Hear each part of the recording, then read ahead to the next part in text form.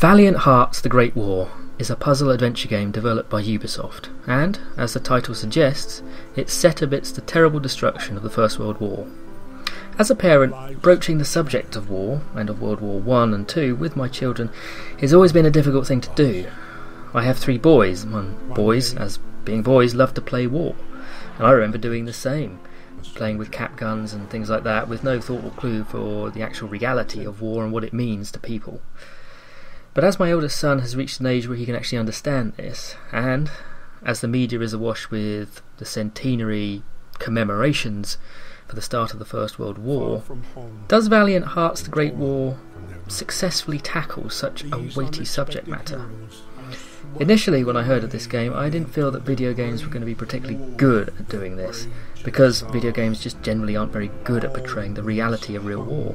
Too often, they are jingoistic, soldier-worshipping adrenaline rides, which is great for a visceral shooter, but totally inappropriate when it comes to the real thing. Call of Duty, Medal of Honor, those are just Hollywood fluff pieces, really. The only game that really seems to tackle that kind of thing is Spec Ops: The Line. The First World War isn't used much in video games for a variety of reasons. The nature of the combat and the pointlessness of the war in the first place means that it's very difficult to wield a narrative around something like that, especially if you're thinking about a third-person or first-person shooter. For Valiant Hearts, the developers have taken the line of making a puzzle adventure game rather than any kind of shooter, and in fact, you don't actually shoot anybody in this game at all. The First World War is the backdrop to the subject. The gameplay is part adventure game and part puzzle game, and it offers you a variety of mini-games within that to keep you interested. To be honest, I'm less interested in all of that, and I'm far more interested in the story and the characters that they are portraying.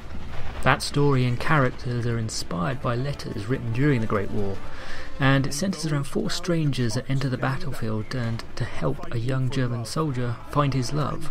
The characters are a variety of nationalities, from a Brit, an American, a Belgian, a Frenchman and a German. And while their individual plots overlap at points, most of their stories are their own, revolving around themes of kindness, love and self-sacrifice.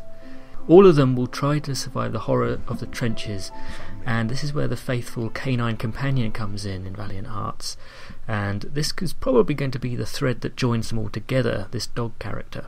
The art style is what immediately stands out to me as looking interesting, with the characters all looking goofy and caricatures of their nationality.